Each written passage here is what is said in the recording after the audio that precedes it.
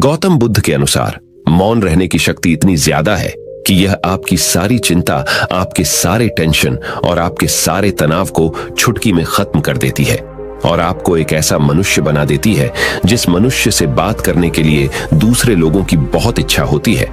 एक बार गौतम बुद्ध अपने आश्रम में अपने सभी शिष्यों को शिक्षा दे रहे थे कि दुनिया की सबसे तेज छुरी हमारी जबान है और दुनिया के सबसे खतरनाक हथियार हमारे शब्द है, जो बिना किसी का खून बहाए लोगों को अंदर ही अंदर मार सकते हैं।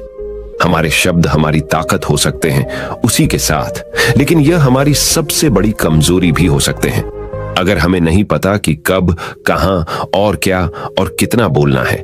यदि हम सही समय पर सही इरादे के साथ सही शब्दों का प्रयोग करते हैं तो यह हमें एक सफल व्यक्ति बनाता है। लेकिन अगर हम सही समय पर सही इरादे से सही शब्दों का इस्तेमाल नहीं करते तो यह हमारे जीवन को नर्क से बदतर बना सकता है।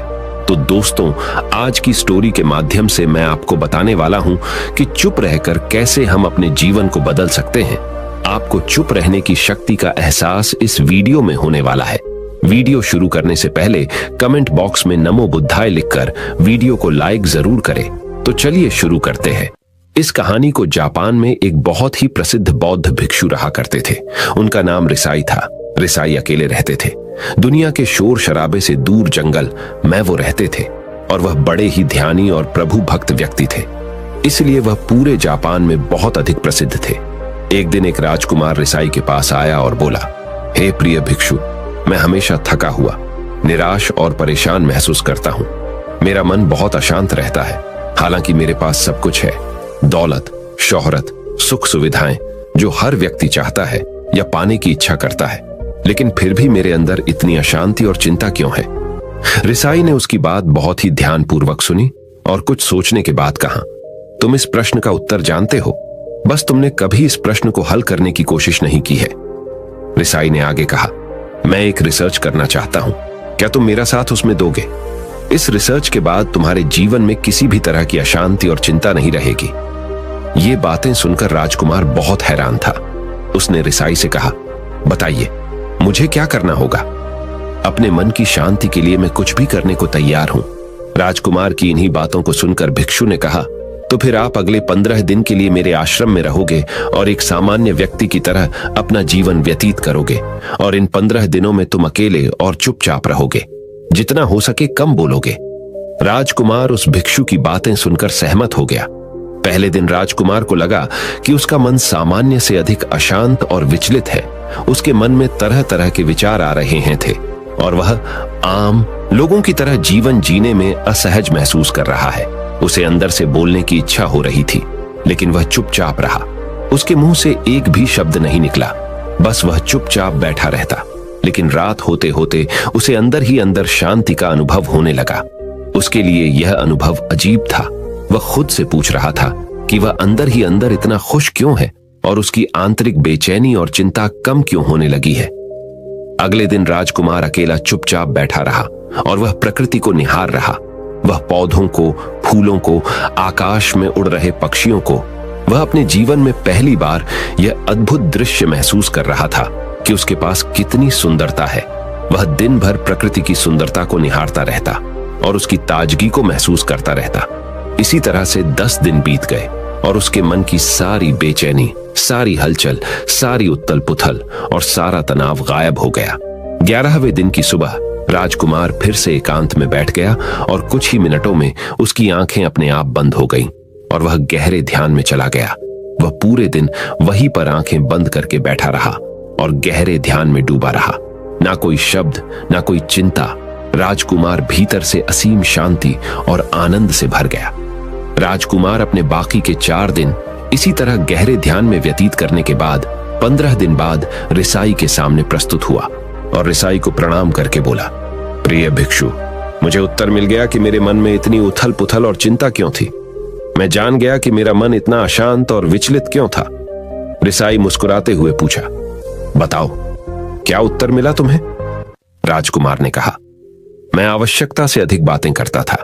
मैं किसी पर भी अपने शब्द और ऊर्जा व्यर्थ करता था।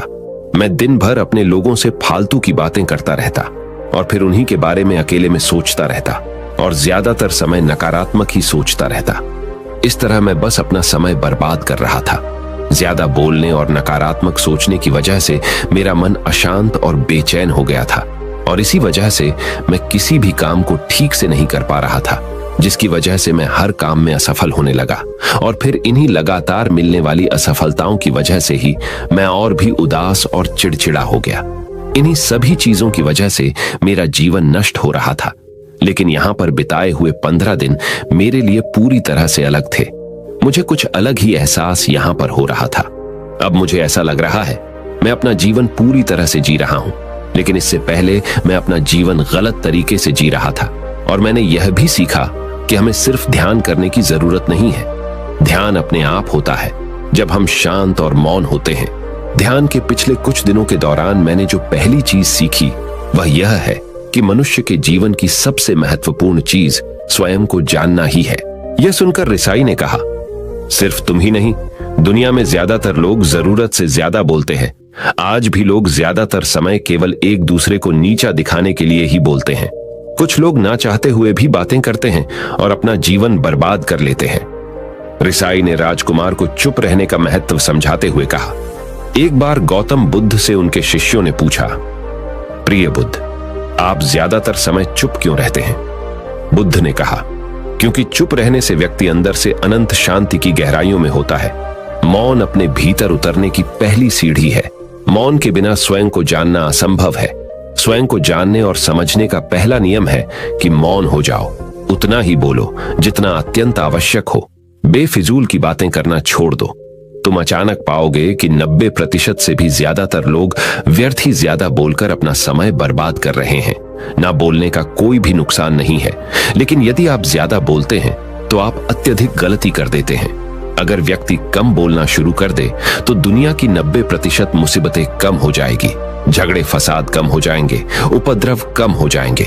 अगर लोग थोड़ा चुप रहना सीख लिए, संसार की बहुत सारी समस्याएं हैं, बहुत सारा उपद्रव सिर्फ बोलने से पैदा होते हैं। सारी बात मौन सीखने की है। जब तुम नहीं बोलते तब तुम एकांत में अकेले हो गए। भरे बाजार में भीड़ में खड़े हो नहीं बोलते। हिमालय के शिखर में पहुंच गए। जिसने मौन की कला जान ली वो भीड़ में भी अकेले होने की कला जान लेता है। एकांत में तो आदमी स्वर्ग में है। दूसरे की उपस्थिति ही बेचैनी पैदा करती है। पहले तुम्हें चुप रहने की शक्ति को धारण करना होगा। इससे तुम अधिकतर ऊर्जा को बचा लोगे और फिर इस स्थिति में पहुंच जाओगे कि तुम कम बोलने लगोगे। अगर तुम किसी के यहां पर जा रहे हो और परेशान हो जाओ तो ऐसे में उचित है कि आंखें बंद कर लो और अपने में खो जाओ। वहां से आपको ताजगी महसूस होगी, क्योंकि तुम्हारे अंदर ही जीवन का वो स्रोत छिपा हुआ है। वह किसी दूसरे में नहीं है। इसके बाद राजकुमार उस रिसाई से पूछते हैं, आखिर कौन हमें अपने अंदर तक लेकर जाएगा? ये बातें सुनकर रिसाई बुद्ध कहते हैं, तुम्हें स्वयं ही अपने अंदर उतरना होगा और वहीं से परम राज्य जीवन का आनंद ले पाओगे। आनंद का यहीं से जन्म हुआ है। यहीं से तुम मौत में डूब जाओगे। यही तुम्हारा सूरज उदय होगा और यहीं से अस्त होगा। इसी प्रकार तुम बार बार इबकी लगाओ। जब भी तुम इबकी लगाकर लौटोगे वहां से तुम पाओगे फिर ताजगी भरी जीवन की नई संपदा मिलेगी। इस नई शक्ति के जन्म होने से तुम्हारी थकान गई, उदासी गई, चिंता गई। जैसे कोई स्नान करके लौटता है तो शरीर शीतल हो जाता है, शांत हो जाता है। ऐसे ही जब कोई भीतर से साफ होकर वापस आता है, मौन में स्नान करके लौटता है, तो समस्त अस्तित्व, समस्त व्यक्तित्व शांत और मौन हो जाता है, आनंदित हो जाता है। जब तुम आंतरिक मौन की उस पराकाष्ठा पर पहुंच जाओगे तब तुम पाओगे कि बोलने से भी तुम्हारा मौन खंडित नहीं होता, वो बना ही रहता है। उसकी एक अंतर्धारा लगातार तुम्हारे भीतर बहती रहती है। तुम बोलते तो हो, तुम शब्द का उपयोग भी करते हो, लेकिन वो तुम्हारे मौन को खंडित नहीं कर पाती। एक बार गहरे मौन में स्थिर हो जाओ, फिर तुम्हारी वाणी में भी मिठास आ जाएगी। तुम्हारा बोलना संगीत पूर्ण होगा, तुम्हारा बोलना सत्य होगा। तुम बोलोगे तो दूसरों पर भी शीतलता छा जाएगी। जैसे ही तुम अंदर से चुप होते हो, तुम इतने शक्तिशाली होने लगते हो कि समाज की निर्भरता तुम छोड़ने लगते हो और तुम्हारे जीवन में एक मस्ती आती है जो केवल दीवानों के जीवन में होती है। तुम्हारे चेहरे पर एक नई रौनक आ जाती है। तुम्हारी आंखें किसी अमृत के समान हो जाती है और तुम अनंत शांति के समुद्र में डूबने लगते हो। इतना कहकर भिक्षु रिझाई ने अपनी बात खत्म की और वो मौन में चले गए। राजकुमार उनका धन्यवाद कर कर अपने महल में चला गया। दोस्तों, आपने भी अनुभव किया होगा कि बहुत ज्यादा बात करने से दिमाग अशांत हो जाता है, जिससे हम अपने दिमाग पर नियंत्रण खो देते हैं और साथ ही अपना ध्यान भी खो देते हैं। जो लोग बहुत ज्यादा बोलते हैं उनके पास किसी एक काम पर ध्यान केंद्रित करने की काबिलियत नहीं होती। वो अपने किसी भी लक्ष्य पर पूरी तरह से ध्यान केंद्रित नहीं कर पाते। अगर हमारा दिमाग एक जगह केंद्रित नहीं है तो हम जीवन की सच्चाई नहीं समझ पाते और ना ही मनचाही सफलता कभी हासिल कर पाएंगे। इसके अलावा भी आपने देखा होगा कि जो लोग अधिक बोलते हैं वो अक्सर लोगों के बीच हंसी का पात्र बन जाते हैं, और जो लोग कम बोलते हैं और अपनी बात पर कायम रहते हैं उन्हें लोगों से सम्मान मिलता है। लोग उनकी बातों को सुनते हैं और उन पर भरोसा भी करते हैं। जो लोग जरूरत से अधिक बोलते हैं और अपने विचारों के बारे में पक्के नहीं होते, उनका दिमाग स्थिर और विचलित रहता है, शोर से भरा रहता है, और एक अशांत दिमाग वाला व्यक्ति जीवन में किसी भी चीज में सफल नहीं हो पाता, क्योंकि वह किसी भी काम में फोकस नहीं कर पाता। यदि किसी व्यक्ति को यह पता है कि उसे कब, कहां और क्या बोलना है, तो वह व्यक्ति सच में बहुत बुद्धिमान है, और ऐसा व्यक्ति जहां भी जाता है उसका व्यक्तित्व आकर्षण का केंद्र बन जाता है, और वह जो कुछ भी करता है उसमें सफल अवश्य होता है। अगर हम किसी महान और सफल व्यक्ति के व्यक्तित्व को गहराई से देखें तो पाएंगे कि वो कम बोलते हैं और कम से कम शब्दों में अपनी बात खत्म कर देते हैं। वो बोलने से पहले वो चीजों और जिसके बारे में उसे बोलना है उनके बारे में गहराई से सोचते हैं। लेकिन जो लोग बहुत ज्यादा बोलते हैं, बहुत बार वो झूठ भी बोलते हैं और अपनी बातों से दूसरों के मन और विचारों पर कचरा डालते रहते हैं। वह ज्यादातर समय दूसरों की बुराई करते रहते हैं, इसलिए उनके अपने भी उनसे नफरत करने लगते हैं और उनसे बचने की। सभी शिष्यों ने अपनी शक्ति के अनुसार छोटे बड़े थे संकल्प लिए और गुरु को अपने अपने संकल्प के बारे में बताकर वहां से चले गए। लेकिन वह शिष्य जो खुद को सबसे अलग और बड़ादा दिखाना चाहता था, वह सीधे गुरु की कुटिया में पहुंच गया और बोला, मैं कोई छोटा मोटा संकल्प नहीं लेना चाहता, बल्कि खुद की ही जैसे एक बड़ेढ़ा और महान संकल्प लेना चाहता हूं। कृपया आप ही बताएं, क्या संकल्प लेना चाहिए? उसकी यह बात सुनकर गुरु मुस्कुराए और बोले, क्या तुम मेरे द्वारा दिए गए संकल्प को पूरा कर पाओगे? क्या तुम्हारे लिए उसे पूरा करना संभव होगा? शायद नहीं। वह तुम्हारे लिए संभव नहीं है, तुम उसे पूरा नहीं कर पाओगे, इसीलिए तुम खुद ही कोई संकल्प ढूंढो। शिष्य ने कहा, नहीं गुरुदेव, आप जो भी संकल्प मुझे देंगे मैं जरूर उसे पूरा करूंगा। गुरु ने कहा, ठीक है, तो तुम अगले 1 महीने तक चुप रहोगे, मुंह से एक शब्द भी नहीं निकालोगे, यही तुम्हारा संकल्प है। शिष्य ने कहा, गुरुदेव, यह भी कोई संकल्प है? यह तो बहुत ही आसान है, 1 महीने तक चुप ही रहना है। आप कोई बड़ेढ़ा संकल्प दीजिए जो मेरी योग्यता के लायक हो, जिसे पूरा करने में मुझे समस्या हो। गुरु ने कहा, पहले तुम इस संकल्प को तो पूरा करके दिखाओ। शिष्य ने गुरु की बात मान ली और वह उसी समय चुप हो गया और पलटकर कुटिया से बाहर चला गया। उसे चुप रहना बहुत आसान लग रहा था। उसने एक दिन तो जैसे तैसे चुप रहकर काट लिया, लेकिन दूसरे दिन से उसके मन में ना बोलने का बोझ बढ़ने लगा। तीसरे दिन उसे भारीपन महसूस होने लगा और चौथे दिन उसके अंदर एक अजीब सी बेचैनी होने लगी, क्योंकि आसपास आश्रम के सभी शिष्य एक दूसरे से बातें कर रहे थे। वह भी अपना पक्ष उनके सामने रखना चाहता था, उनकी बोलती बंद कर देना चाहता था, लेकिन उसका संकल्प उसके आड़े आ रहा था। इसीलिए वह पूरे दिन सिर्फ मुंह और आंखें बनाता रहता। इसी तरीके से कुछ दिन और बीते और वह शिष्य बीमार पड़ीडीएच गया। उसका सिर फटा जा रहा था, उसका खाने पीने तक का मन नहीं कर रहा था, वह सिर्फ बोलना चाहता था। वह गुरु के पास गया और उनके सामने बैठकर लिखकर उन्हें बताया, गुरुदेव, मैं बोलना चाहता हूं, बिना बोले मुझे सांस नहीं आ रही, मेरा दम घुटता जा रहा है, मैं अंदर ही अंदर पागल हुआ जा रहा हूं, मैं क्या करूं? संकल्प तोड़ दूं क्या? यह पढ़कर गुरु मुस्कुराए और बोले, संकल्प तो तोड़ने के लिए ही होते हैं, लेकिन जो अपने संकल्प को पूरा कर लेता है वही अपनी आंतरिक शक्ति को बढ़ाता है, और जो अपनी आंतरिक शक्ति को बढ़ा लेता है वह समाज और जागृति की राह पर आगे भी आज जाता है। संकल्प का लेना भी तुम्हारे हाथ में था और इसे तोड़ना भी तुम्हारे ही हाथ में है। तुम्हारे बहुत से भाई अपने संकल्प को तोड़कर अपनी पुरानी दिनचर्या पर वापस आ चुके हैं। अगर तुमसे नहीं हो पा रहा तो तुम भी संकल्प तोड़कर अपनी पुरानी दिनचर्या पर वापस जा सकते हो।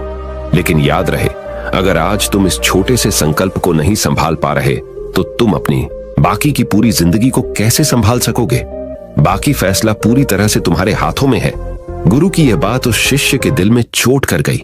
वह बिना कुछ बोले वहां से वापस चला गया और खुद को अपनी कुटिया में बंद कर लिया। वह केवल अपने जरूरी कामों के लिए ही कुटिया से बाहर निकलता, बाकी सारे समय कुटिया के अंदर ही बैठा रहता। 15 दिन बीत चुके थे और आश्रम के लगभग सभी शिष्यों का संकल्प अब तक टूट चुका था, लेकिन उसका संकल्प अभी भी जारी था। संकल्प लेने के बाद से अब तक उसने एक शब्द भी नहीं बोला था। सारा आश्रम हैरान था कि इतना बोलने वाला इंसान चुप कैसे हो गया। 15 दिन बीतने के बाद वह दोबारा अपने गुरु के पास गया और लिखकर बताया है, गुरुदेव, मैं बाहर से तो चुप हूं, लेकिन मेरे भीतर बहुत सी आवाजें हैं, बहुत सी चीख पुकार और शिकायतें हैं। मैं अंदर ही अंदर बात करता रहता हूं। मेरा मन तरह तरह के प्रश्न पूछता रहता है। मैं बाहर से जितना मौन हूं, भीतर से उतने ही शोर शराबे से भरा हुआ हूं। क्या इस तरह से मेरा संकल्प अभी भी जारी है? गुरु ने कहा, हां, तुम्हारा संकल्प अभी भी जारी है, लेकिन जब तक लोगों की यह आवाजें तुम्हारे कानों में पेटी देती रहेंगी, तुम्हारा मन बोलता रहेगा, क्योंकि इसे तो आदत है बोलने की। तुम भले ही बाहर से चुप रहो, लेकिन तुम अंदर ही अंदर बोलते रहोगे। तुम्हें इन बातों से, इन आवाजों से दूर जाना पड़ी रहेगा। शिष्य गुरु को प्रणाम कर वहां से चला जाता है और सुबह होते ही अपनी कुटिया छोड़कर जंगल की तरफ चला जाता है। कई दिन बीत जाते हैं, संकल्प का समय भी पूरा हो जाता है, लेकिन शिष्य लौट कर नहीं आया। आश्रम में सभी को डर था कि कहीं जंगली जानवर ने उसे खा ना लिया हो। इस बीच उसे ढूंढने की बहुत कोशिश की गई, लेकिन वह कहीं नहीं मिला। सभी गुरु भाइयों ने मान लिया था कि जंगली जानवरों ने उसे अपना शिकार बना लिया है, लेकिन गुरु को ऐसा नहीं लगता था। एक दिन आश्रम का एक अन्य शिष्य गुरु के पास आया और बोला, गुरुदेव, हमारे उस अधिक बोलने वाले भाई के साथ क्या हुआ होगा? क्या जानवर ने उसे मार दिया होगा? गुरु ने कहा, हो सकता है कि जानवरों ने उसे अपना शिकार बना लिया हो, लेकिन उसके न लौटने की एक दूसरी वजह भी हो सकती है। शायद उसे वह मिल गया है जिसके लिए वह गया था। फिर शिष्य ने पूछा, गुरुदेव, क्या ज्यादा बोलना इतना हानिकारक होता है? गुरु ने कहा, इंसान के जीवन के बहुत सारे दुखों में से एक दुख यह भी है कि वह कभी चुप नहीं रह सकता, हमेशा कुछ ना कुछ बोलता ही रहता है। सिर्फ हमारे बोलने के कारण हमारे आधे से ज्यादा दुख पैदा होते हैं। परिवार के अधिकतर झगड़ों की वजह हमारा बेमतलब बोलना ही होता है। हम में से कोई भी चुप नहीं रहना चाहता। हम बस सामने वाले को सुना देना चाहते हैं। जो भी हमारे मन में है सब निकालकर उसके मन में बैठा देना चाहते हैं। उसे समझा देना चाहते हैं कि देख, तू गलत है और मैं सही। और इस तरीके से सब एक दूसरे की सडड ही गली बातों को ग्रहण कर रहे हैं। इस तरीके से सुनने और सुनाने का यह काम जिंदगी भर चलता रहता है। लेकिन इस नासमझी में हम अपना समय, अपना जीवन, अपनी समझ और सबसे महत्वपूर्ण व कीमती पल जो जिए जा सकते हैं, जिनको अनुभव किया जा सकता है, जिनमें आनंद को प्राप्त किया जा सकता है, यह सब खो देते हैं। लेकिन इसके बदले हमें मिलता क्या है? कुछ नहीं, सब व्यर्थ और बर्बाद हो जाता है। इस पागलपन में हमने क्या खो दिया? इसका एहसास केवल कुछ ही लोगों को हो पाता है। बाकी लोग जैसे उन्हें अपने आने का पता नहीं, वैसे ही उन्हें अपने जाने का भी पता नहीं चल पाता। शिष्य ने कहा, तो फिर इसका समाधान क्या है? गुरु ने कहा, पूरी जागरूकता के साथ अपने विचारों को देखना यही एकमात्र तरीका है। सारी मानसिक समस्याओं का वर्तमान में रहकर चिंतन करना, पूरी जागरूकता के साथ अपना काम करना जिंदगी में चमत्कारिक बदलाव ला देता है। उसके बाद वह शिष्य गुरु से अपने प्रश्नों का उत्तर पाकर उनको प्रणाम करके वहां से चला गया। उस शिष्य को आश्रम छोड़कर गए हुए 3 महीने का समय बीत चुका था, लेकिन उसकी कोई खबर न थी। अब तक तो सभी गुरु भाइयों ने भी उसके वापस लौटने की उम्मीद छोड़ दी थी। लेकिन एक दिन वह आश्रम लौट आता है। उसे देखकर सभी के आश्चर्य और खुशी का ठिकाना न रहा। लेकिन अब वह नहीं था जो यहां से गया था, वह कुछ और ही बनकर वापस आया था। उसके अंदर एक गजब का बदलाव महसूस किया जा सकता था। उसके चेहरे पर एक गजब का ठहराव और आंखों में बनी शांति थी। आश्रम में आते ही सभी गुरु भाइयों ने उसे चारों तरफ से घेर लिया और बातें करने लग गए। वह भी अपने गुरु भाइयों से बातें करने लगा। उससे बात करने वाले सभी ने यह अनुभव किया कि अब वह पहले जैसा उतावला और बातूनी नहीं रह गया था। उसके मुंह से एक एक शब्द बहुत ही सुलझे हुए और मधुरता के साथ निकल रहे थे। थोड़ी देर तक गुरु भाइयों से बात करने के बाद वह सीधा गुरु की तरफ चला गया।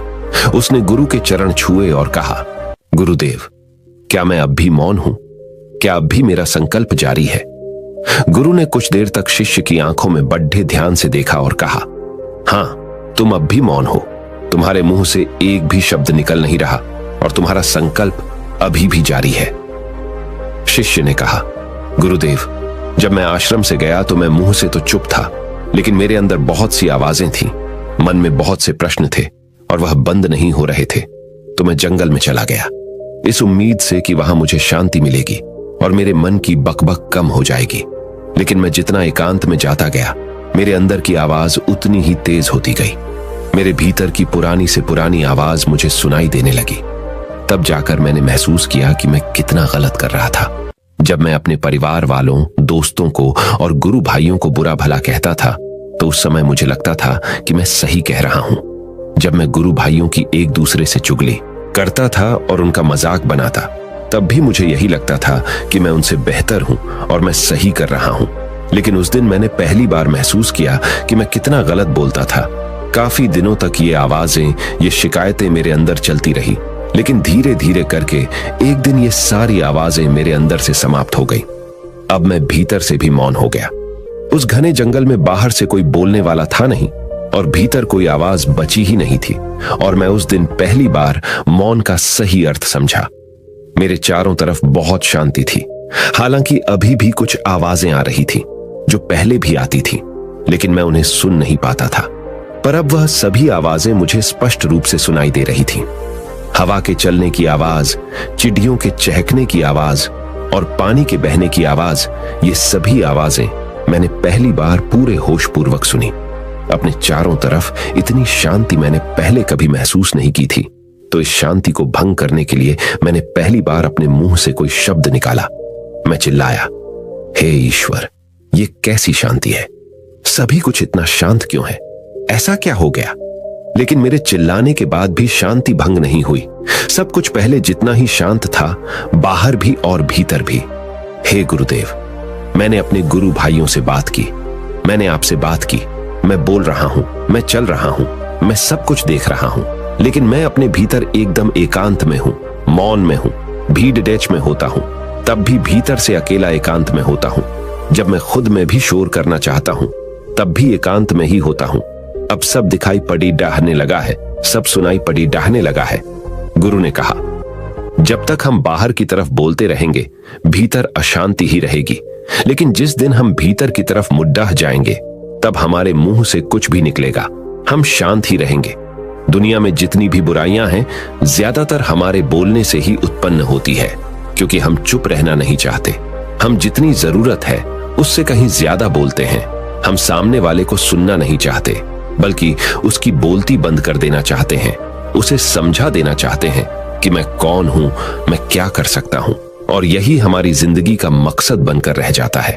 हमारी सारी ऊर्जा व्यर्थ के बोलने में बर्बाद होती रहती है।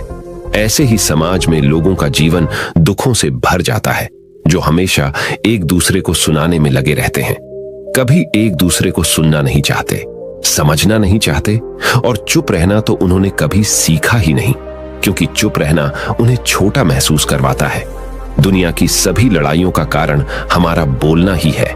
इसलिए हमें सिर्फ उतना ही बोलना चाहिए जितना जरूरी हो, क्योंकि व्यर्थ का बोलना ऊर्जा को नष्ट करना है, और यह बोलना ही हमें कभी अपने भीतर की ओर लौटने नहीं देता, क्योंकि यह हमें बाहर की ओर खींच कर रखता है। दोस्तों, इस कहानी की सीख यही है कि व्यर्थ का बोलना ऊर्जा को नष्ट करना है। ज्यादा और व्यर्थ बोलना ही हमें अपने भीतर की ओर लौटने नहीं देता, क्योंकि यह हमें बाहर की ओर झुकाए रखता है। और जिन्हें भीतर की यात्रा करनी है, उन्हें अपने मुंह को बंद ही रखना चाहिए। मुझे उम्मीद है कि आपको यह कहानी पसंद आई होगी और काफी कुछ सीखने को मिला होगा। कहानी के बारे में अपने विचार आप हमें नीचे कमेंट बॉक्स में कमेंट करके बता सकते हैं। नमो बुद्धाय।